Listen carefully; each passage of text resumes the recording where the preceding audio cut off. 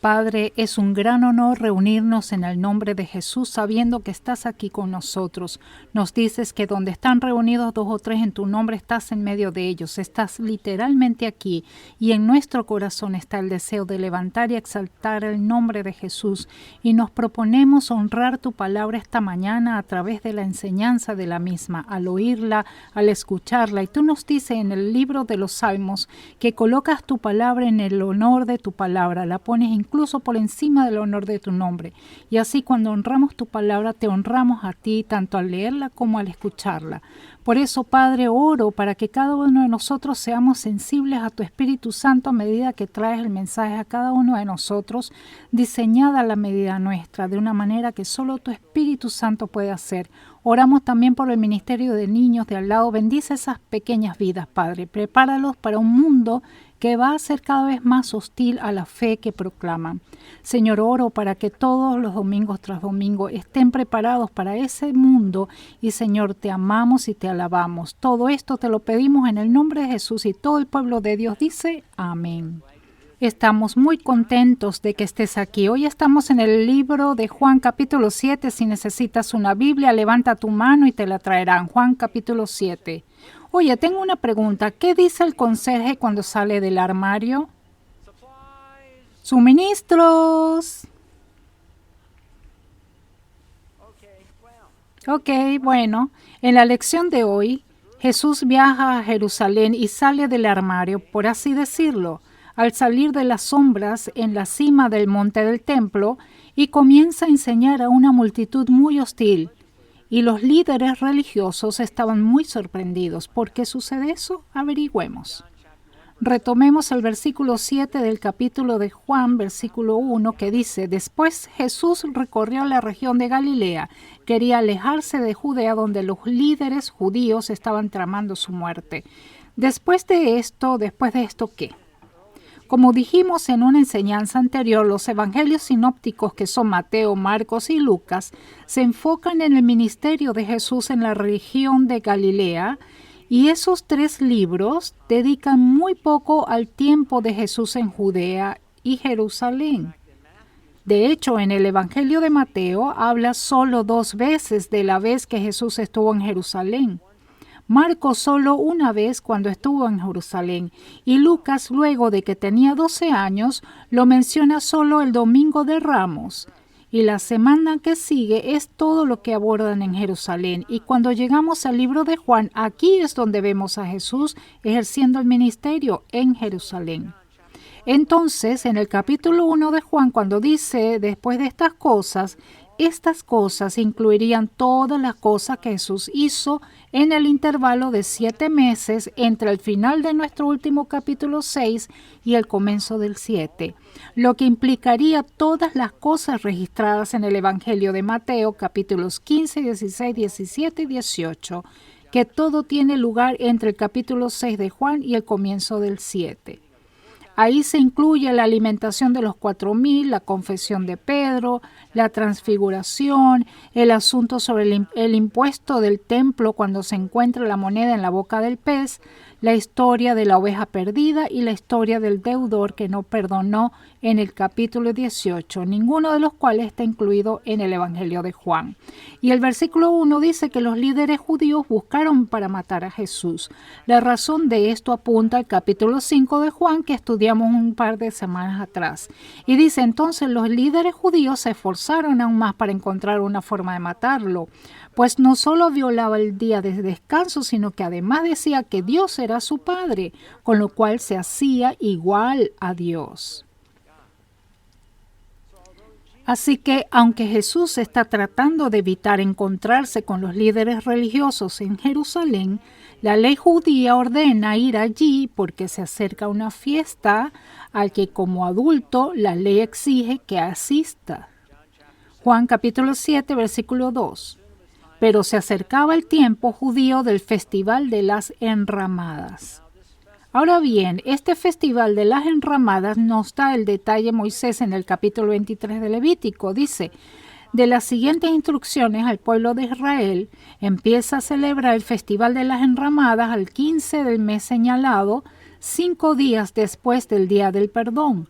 Este festival en honor al Señor durará 7 días. Luego, unos versículos más adelante, en el mismo capítulo 23, durante 7 días deberás vivir en pequeñas enramadas. Todos los israelitas de nacimiento deberán vivir en enramadas. El propósito de esto era conmemorar cuando los hijos de Israel salieron de Egipto, ya que no tenían hogares permanentes para quedarse. Tenían que vivir en carpas temporales y ahora que estaban en Jerusalén, algunos bien asentados, esa era la forma de recordar lo que sus antepasados pasaron durante esos años. Ahora bien, esta fiesta cae entre finales de septiembre y a principios de octubre, depende del año, y durante 7 días los judíos viven en refugios temporales, lo cual hacen todavía hoy. Aquí hay algunas fotos de cómo se ve uno de ellos. Viven allí, comen allí durante 7 días en un refugio temporal.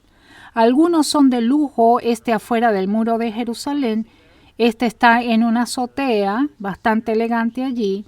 Y esta es una serie de refugios, uno al lado del otro, todos de diferentes familias que viven en diferentes refugios. Bien, esta era una celebración por la protección divina de Dios durante sus años en el desierto. Según Josefo, que era un historiador que escribió durante la época del ministerio de Jesús, dijo en ese momento que de las 3 festividades principales obligatorias, esta era la más popular. Habían 3, la Pascua, Pentecostés y el Festival de las Enramadas. Esta era su favorita. Investigué y hoy en día es diferente. Ahora el 53% de los judíos estadounidenses mayores, Yom Kippur es su favorita. Y para el 37% de los jóvenes, Yom Kippur sigue siendo su favorita, así que cambió un poco. Luego, en el versículo 2 leemos algo bastante sorprendente.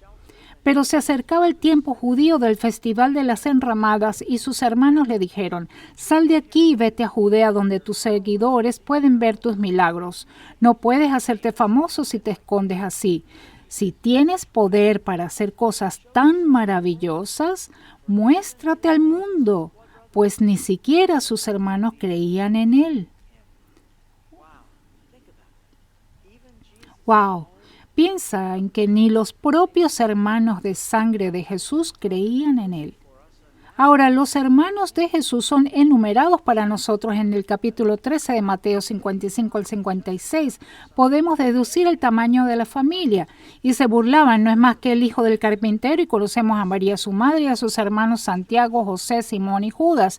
Todas sus hermanas, en plural hermanas, viven aquí mismo entre nosotros. ¿Dónde aprendió todas estas cosas? Entonces los hermanos son Santiago, José, Simón y Judas. Son 4 hijos, más Jesús 5. Hermanas está en plural, así que al menos eran 2. Esos 7 hijos, más mamá y papá, son 9 en la familia. Eso es una gran familia de muy buen tamaño. Y aquí dice que ninguno de sus hermanos creyó en él. Ahora bien, la palabra creer en griego es pistúo y significa pensar que algo es verdad, ser persuadido de, poner confianza en. Así que esto significa que sus hermanos no pensaron que él era sincero, que no estaban persuadidos de él y que no pusieron su confianza en él. Aquí hay 2 pensamientos. Primero, imagina que Jesús sea tu hermano mayor. Cuando eras adolescente, solo quiero que lo imagines. ¿Te imaginas tener a Jesús como tu hermano mayor y que tu madre te dijera: ¿por qué no puedes ser más como Jesús? ¿En serio, mamá? O jugando al escondite con Jesús cuando niño y le dices: me engañaste, Jesús. No, no lo hice, solo sabía dónde estabas. O viendo a tu hermano mayor, Jesús, cuando es elegido para ser el capitán de un equipo, siempre elige a todos los perdedores, a todos los peores jugadores. ¿No crees que haría eso? ¿Crees que pelearía para conseguir a los mejores jugadores para su equipo? No, él me elegiría a mí, él me elegiría. ¿O sería divertido verlo en la escuela primaria explicándole a los profesores que no hizo trampa en algún examen donde se demostró que él sabía matemáticas de alto nivel? ¿O que tenías un hermano que nunca tuvo que estudiar para un examen y que acertaba en todo?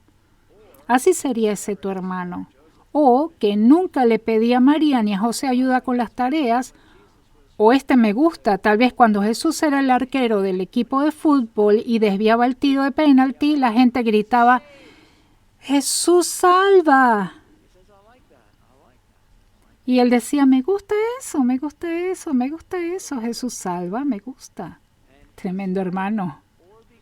Y a pesar de eso, o debido a eso, debido a quién era, sus propios hermanos no le creían. Pero puede haber otra forma de ver esto, una forma de darle un giro más positivo a esto.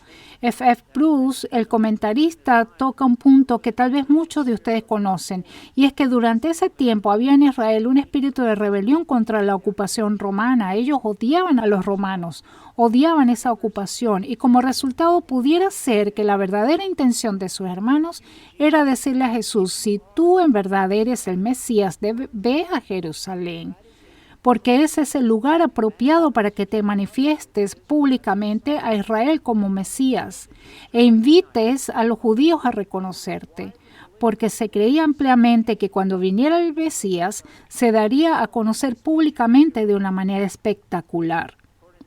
Según un rabino, se decía que cuando él viniera se pararía en el techo del templo y anunciaría a los israelitas humildes que había llegado el momento de su redención. Por eso los judíos querían desesperadamente que este rey Mesías viniera y los librara de esta cruel ocupación romana. Y tal vez los hermanos de Jesús le dijeron a Jesús que fuera a Jerusalén, y cito, donde sus seguidores allí puedan ver sus milagros.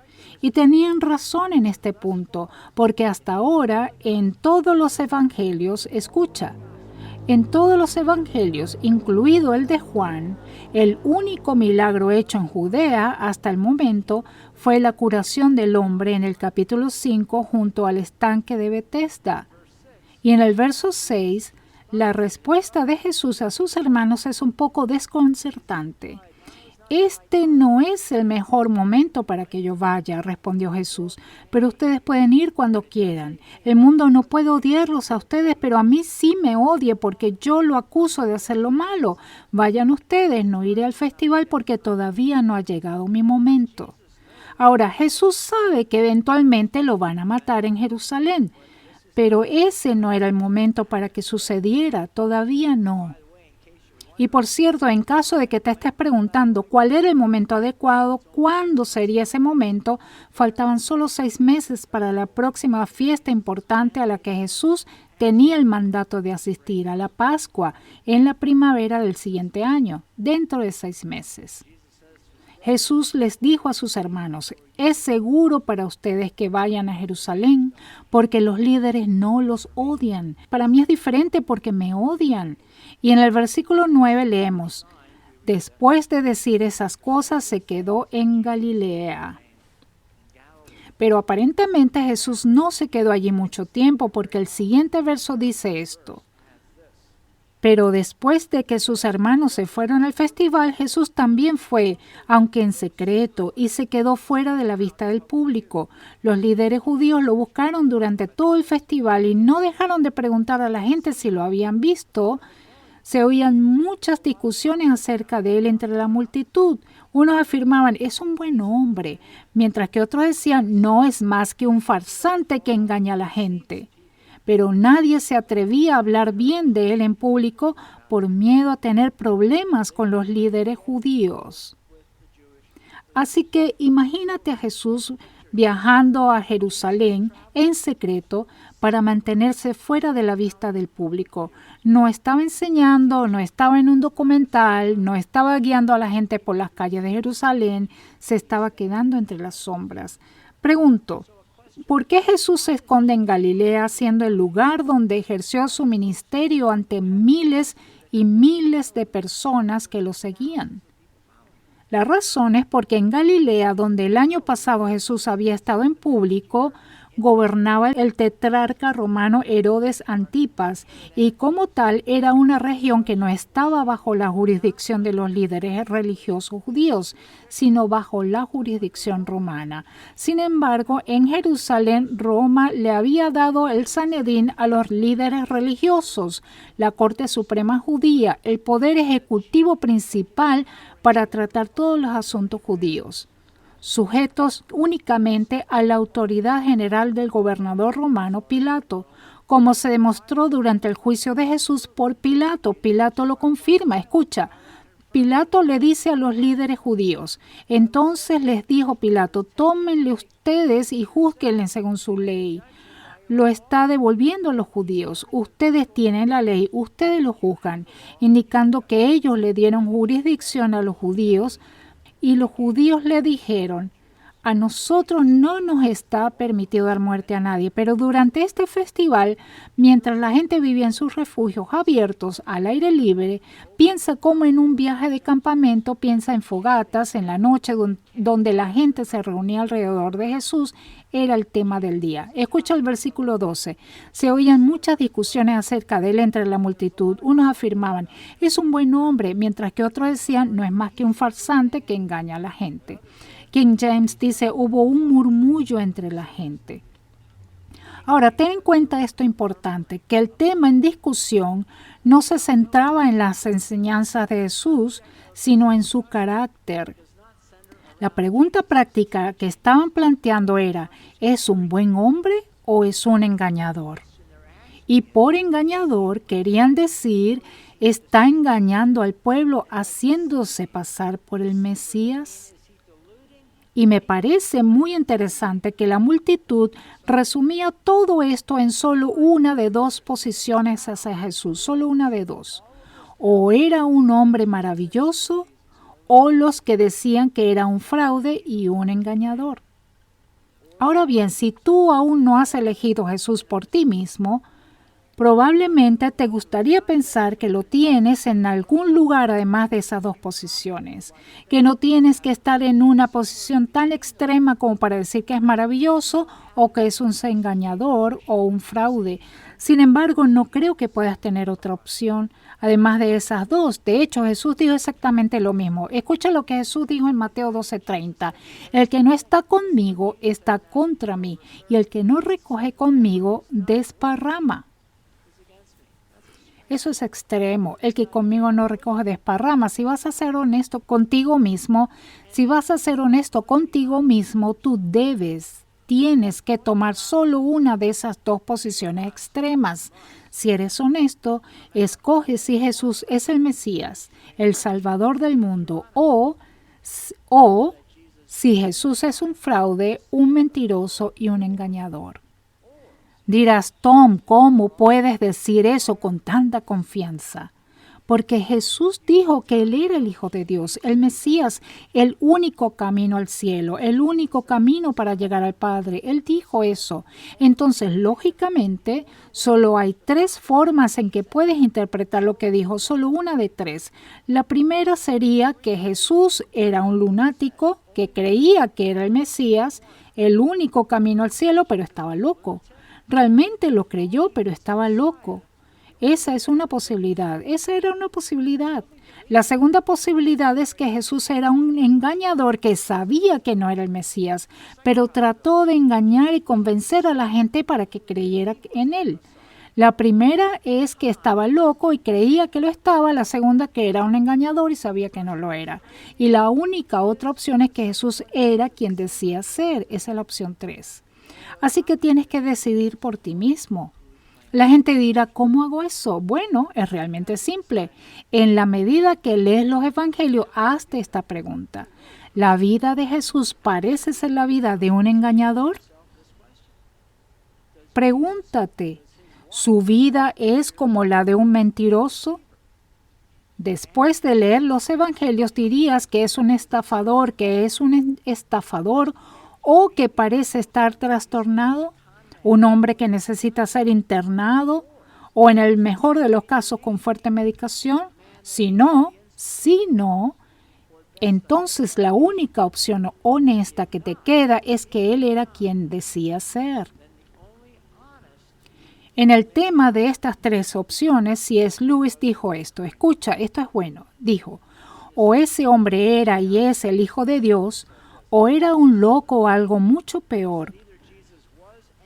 Podéis hacerle callar por necio, podéis escupirle y matarle como si fuese un demonio, o podéis caer a sus pies y llamarlo Dios y Señor. Pero no salgamos ahora con insensateces paternalistas acerca de que fue un gran maestro moral. Él no nos dejó abierta esa posibilidad. No quiso hacerlo. ¡Qué genio! ¡Qué genio! Y luego el versículo 13. Durante esta fiesta, aunque algunos, tal vez muchos, se decidieron por Jesús, dice, pero nadie se atrevía a hablar bien de él en público por miedo a tener problemas con los líderes judíos. Nadie tuvo el coraje de hablar favorablemente de él en público porque tenía miedo de meterse en problemas con los líderes judíos. Y después de la resurrección de Jesús, e incluso después de que se terminara el libro de los Hechos, el líder judío promovía esta mentira de que Jesús era un engañador y un mentiroso, incluso al día de hoy. El Talmud judío, que era la principal fuente utilizada por los rabinos sobre la teología judía, y que aún lo es, se compiló entre el año 200 y el 600 de la era cristiana, lo que significa que se terminó 150 años después de que Jesús fuera crucificado. 280 al 600, se hace varias afirmaciones acerca de Jesús tomando esta misma línea de que él era un engañador, el mentiroso. Esto está en el Talmud judío, perdón por lo que dice, pero es lo que cita en lengua vernácula. Jesús era un bastardo nacido de adulterio. Dice, María era una prostituta y su hijo Jesús, Balaam, era un hombre malvado. Dice, Jesús era un mago y un tonto. María era una adúltera. Y ten en cuenta que los rabinos todavía usan el Talmud hasta hoy día. Recuerdo que cuando enseñé esto hace años, por eso una de las razones por la que la Iglesia Católica se oponía con tanta vehemencia y estaba en guerra con los judíos, y por estas declaraciones que estaban en el Talmud. Y me dijeron que en una revisión posterior del Talmud quitaron el nombre de Jesús y pusieron ese hombre en su lugar para tratar de quitarle algo de temperatura a la declaración, pero todavía está ahí. Así que esa mentira que los líderes religiosos propagaron entre los días de Jesús, de que él es un engañador y un mentiroso, todavía se propaga hoy. Pasando a los versículos 14 y 15. Entonces, en la mitad del festival, Jesús subió al templo y comenzó a enseñar. Los presentes quedaron maravillados al oírlo. Se preguntaban, ¿cómo es que sabe tanto sin haber estudiado? Recuerden que esta es la primera vez que Jesús estaba enseñando públicamente en Judea, diferente a cuando enseñó en Galilea. Esas personas eran del campo, pero en Jerusalén es como Cambridge, Oxford, Harvard, Yale, todo en un solo lugar. Es una recopilación de intelectuales en un solo lugar, donde se agudizan entre sí. Y esta multitud de eruditos está sorprendida, conmocionada otra vez. Una vez más están sorprendidas porque una vez más, ¿no te acuerdas de hace unos 20 años, a la edad de 12, cuando Jesús se separa de sus padres? Leamos en Lucas 2:46. 3 días después, por fin lo encontraron en el templo, sentado entre los maestros religiosos, escuchándolos y haciéndoles preguntas. Todos los que lo oían quedaban asombrados de su entendimiento y de sus respuestas. Y me pregunto, si algunos de los líderes religiosos en esa multitud en nuestro capítulo de hoy eran lo suficientemente jóvenes o lo suficientemente mayores como para recordar años atrás, cuando se encontraron con este joven en el templo que se llamaba Jesús, que los asombraban, y ahora hay un Jesús otra vez asombrándolos. ¿Harían la conexión? ¿Recordarían? Vimos que cuando le dijeron a María todas estas cosas sobre las profecías acerca de Jesús, que ella las atesoraba todas en su corazón. Me pregunto si esos líderes religiosos atesoraron esa experiencia en su corazón y se preguntaron a menudo sobre lo que sea que le haya pasado a ese chico, y luego 20 años después están en el monte del templo y escuchaban a Jesús y decían, ¡wow! ¿Habrán hecho esa conexión? Pero hay tanta arrogancia y dicen que no pueden creer que alguien podría ser tan inteligente como ellos si no han sido entrenados por ellos mismos. ¡Qué arrogancia! Sabes, en mis 22 años de ser pastor, las únicas personas que alguna vez me hicieron sentir rechazado o menospreciado fueron ciertos pastores de alto nivel, que creen que porque no tengo un título en un seminario, no estoy calificado para ser pastor. Y estoy hablando de un desdén muy fuerte. He estado en reuniones donde no me miran, no se dirigen a mí si decía algo. Volteaban para otro lado y miraban a otro lado. Pero trabajo intencionalmente duro para no captar cosas como esas. Elijo creer lo mejor de las personas. Elijo creer que si alguien dice algo que es cortante para mí, pienso que en realidad no lo dijo en serio. Porque de esa manera estás más preparado que de la otra, así rara vez te lastiman. De la otra manera puedes lastimarte o lastimar a otros. Fue tan obvio, pero ¿qué te puedo decir? Al marcar sus casillas escogen que no estoy calificado para ser pastor. No lo estoy, pero creo que eso me lleva a veces a estar con buena compañía. Tampoco lo estaban los apóstoles. Probablemente los hizo y me hace orar aún más. Supongo que cuando tienes un poco solo, un pequeño cerebrito, tienes que inclinarte ante el honor de Jesús. ¿Sabes? Cuando mis padres se mudaron a una casa de retiro, mi mamá me llamó y me dijo, oye, estamos recogiendo cosas y tengo una caja con todas tus cosas de la escuela primaria. Y se acercó y me dijo, ven y toma lo que quieras. Me acerqué y observé cosas que no había visto desde la escuela primaria. Y estaba este dibujo que ahora lo tengo enmarcado en casa. Era de 3er grado. Lo había hecho en ese papel marrón que es tan grueso que tenía pedazos de árboles que sobresalen del papel. ¿Conoces ese tipo de papel? Y tenía esta línea que señalaba hacia los dibujos de los discípulos en contorno negro y los coloreé fuera de los contornos, por supuesto. La línea decía, este discípulo es uno que, en blanco, como un disléxico se suponía que la respuesta era un discípulo que aprende, pero escribía un discípulo que se inclina. ¿Y sabes qué? Estoy algo contento de haber pensado en eso. Creo que prefiero la respuesta de que uno que se inclina y luego aprende y luego se inclina. ¿Sabes a lo que me refiero? Porque realmente un discípulo es aquel que se apoya. ¿No es así? Que nos apoyamos en Jesús. Nos apoyamos en Jesús. ¿Sabes? Lo mismo es cierto en Hechos de los Apóstoles y el Evangelio en el libro de Hechos de capítulo 4. Dice, entonces viendo el denuedo de Pedro y de Juan y dándose cuenta de que eran hombres sin letras y del vulgo, se maravillaban y les reconocían que habían estado con Jesús. Escucha, espero y oro para que ustedes ministren a medida que se acercan a las personas mientras el Señor los llama para servir de diferentes maneras. Las personas los miran y se sorprenderán porque sabrán que ustedes no son capaces de hacer lo que acababan de hacer. Simplemente sabrán que fue porque has estado con Jesús. Nunca olvides que esa es la marca de que podemos hacer lo que hemos hecho porque hemos estado con Jesús.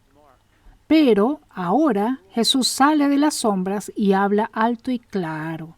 En el versículo 16 Jesús les dijo, imagínenselo en el monte del templo y los líderes religiosos por todas partes.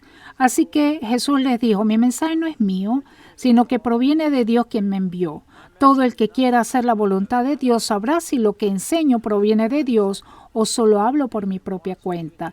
Los que hablan por su propia cuenta buscan su propia gloria, pero el que busca honrar a quien lo envió, habla con la verdad, no con mentiras. Moisés les dio la ley, pero ninguno de ustedes las cumple. De hecho, tratan de matarme. Oh, Dios mío. El versículo 17 es tan profundo que dice, el que quiera hacer la voluntad de Dios conocerá si la doctrina es de Dios o si yo hablo por mi propia cuenta. Deja el versículo un segundo ahí. Dice que la voluntad del que quiera es hacer la voluntad de Dios. Bueno, ¿cuál es la voluntad de Dios? Lo aprendimos en el capítulo 6 de Juan. ¿Puedes ponerlo un momento, por favor? Respondió Jesús y les dijo, esta es la obra de Dios, que creáis en el que Él ha enviado. Así que una vez que crees, Juan dice, Una vez que creas, entonces comprenderás las enseñanzas de Jesús. Una vez que crees, entonces entiendes sus enseñanzas.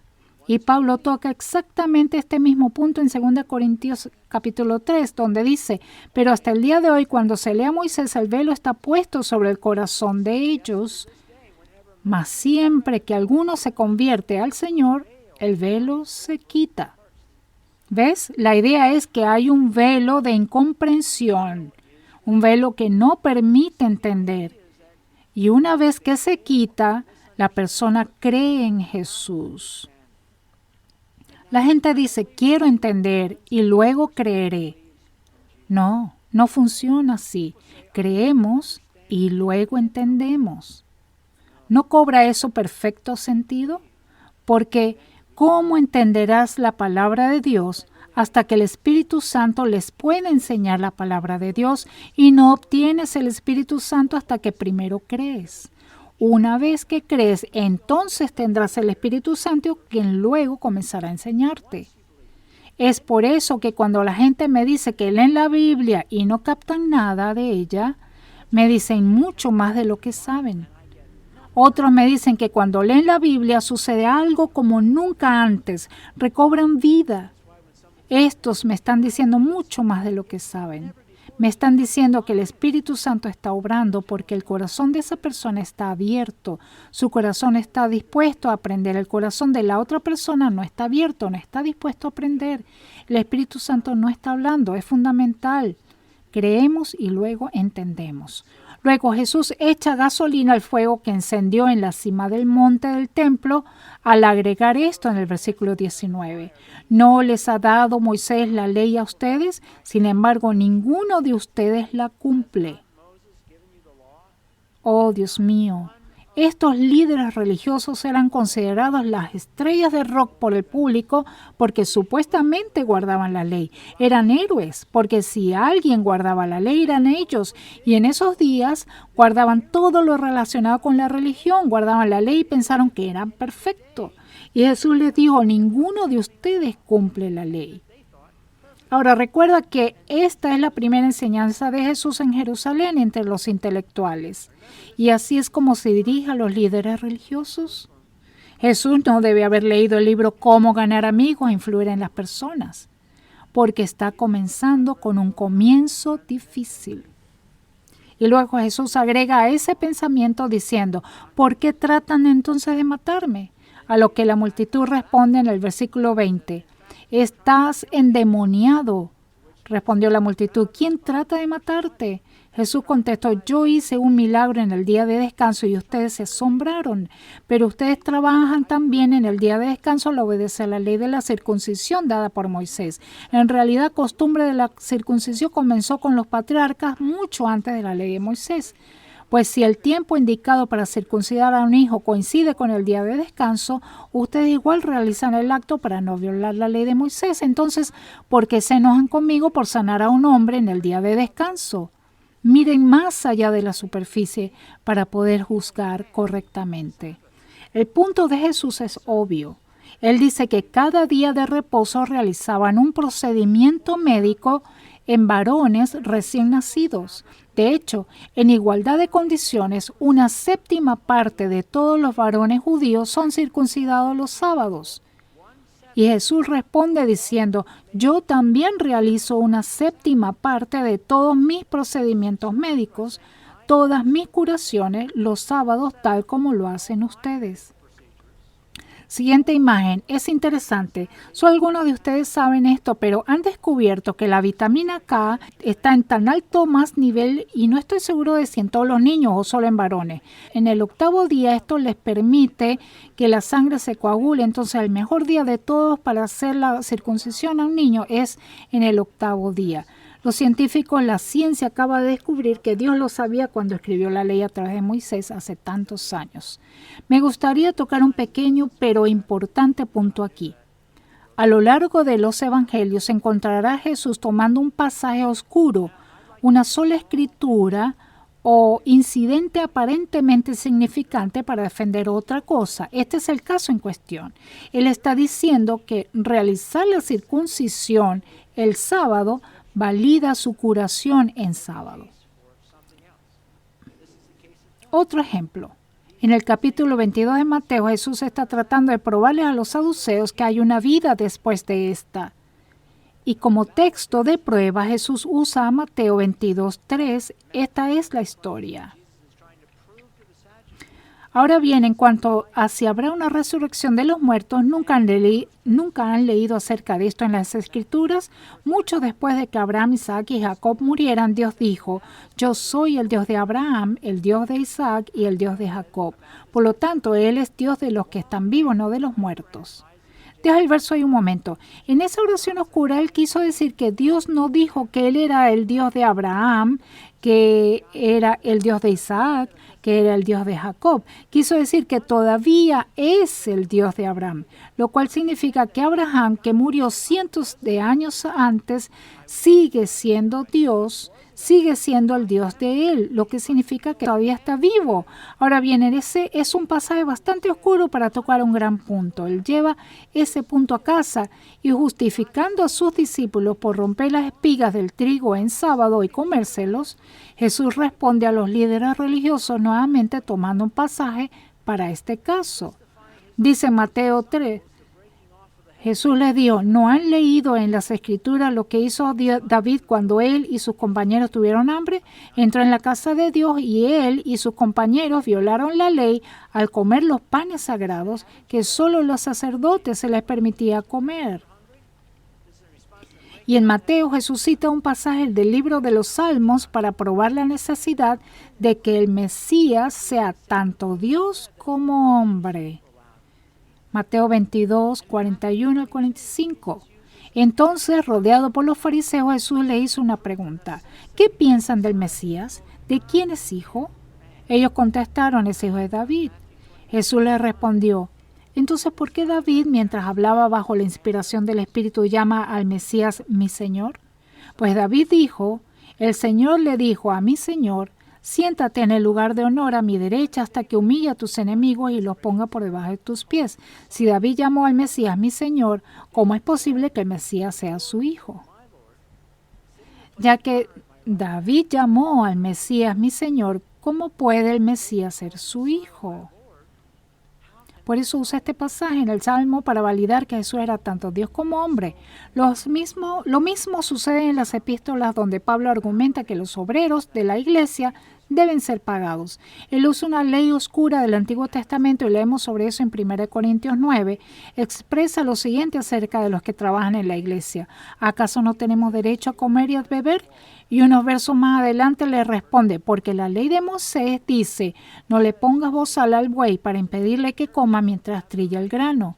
¿Acaso pensaba Dios únicamente en bueyes cuando dijo eso?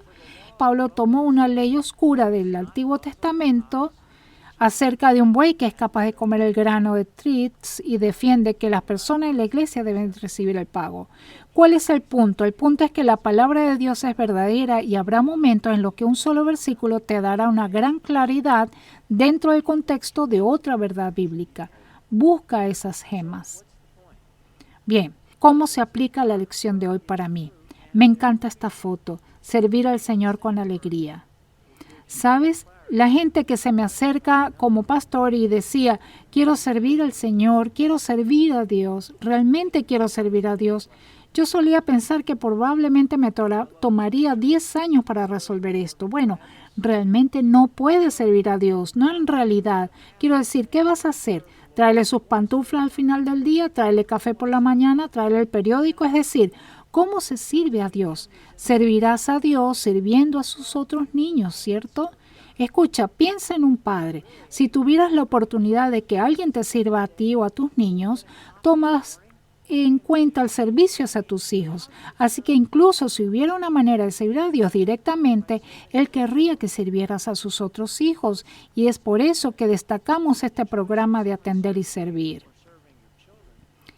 Esto significa que debemos elegir el servicio del domingo por la mañana para asistir, sentarse aquí, y luego otro servicio para venir y servir, atender y creer. Mira, si sientes que te gustaría conectarte más con otras personas aquí en la iglesia, esa es la manera. Escuché algo muy profundo hace muchos años. Presta atención, esto es realmente profundo. Involucras a las personas en la iglesia al involucrar a las personas a la iglesia. ¿Qué tal te parece eso? ¿No es bueno? Involucras a las personas en la iglesia al involucrarlas a la iglesia. Están sucediendo muchas cosas aquí y Dios quiere que seamos sus manos y pies para servir a las personas en esta pequeña parte de su cuerpo, ya sea ayudando en la despensa de alimentos o en la despensa de ropa, sirviendo en el ministerio de niños, ayudando al saludar con una sonrisa y un hola a las personas cuando entran, tal vez ayudando como mujer. Dios quiere usarte y bendecirte a través de ese servicio. Y como un bono extra, si sientes que realmente nunca te has conectado o no conoces a muchas personas en la iglesia, servir es una de las mejores maneras para conocer a otras personas y tener un sentido de comunidad. Así que toma en cuenta eso. Ahora, el segundo punto es, servimos a un Dios muy grande. Si aún no has decidido hacerte cristiano, acepta a Cristo porque necesitas entender más antes de dar ese salto de fe. Recuerda que Dios te dará suficiente luz acerca de Jesús para tomar esa decisión, pero la luz solo se enciende una vez que primero tomas esa decisión. El entendimiento realmente llega solo una vez que decides seguir a Cristo y se te da el Espíritu Santo. Entonces Él comienza a enseñarte e instruirte a través del estudio de la palabra de Dios. Así que si todavía sientes que necesitas entender más antes de que puedas creer, que necesitas entender más por qué Él es el único camino, por qué, necesito entender más. Nunca responderás todas esas preguntas y el comienzo para responder a esas preguntas viene al aceptar a Cristo como tu Salvador. Todos y cada uno de nosotros los creyentes en algún momento tuvimos que saltar, tuvimos que dar el salto de fe. Tuvimos que decir, no lo entiendo todo, pero entraré y te prometo, escucha, te prometo, si tomas esa decisión y sigues a Jesús, una vez que tomes esa decisión en serio, el Espíritu Santo te elogiará y comenzarás a leer la Biblia y te hablará. Así es como funciona. Primero crees y luego entiendes. Voy a concluir con una línea que dice, un Dios suficientemente pequeño para entender no es suficientemente grande para adorar. Un Dios suficientemente pequeño para entender no es suficientemente grande para adorar. Me alegro de no entender todo acerca de Dios. Estaría muy decepcionado si mi pequeño cerebro pudiera entender a Dios. Hay algo majestuoso, glorioso y radical en tener un Dios que no entiendo. Soy feliz de que Él me entienda. Yo no tengo que entenderlo completamente, pero cuanto más leas tu Biblia, más lo entenderás. ¿Es eso cierto? Eso es cierto. Concluyamos en oración.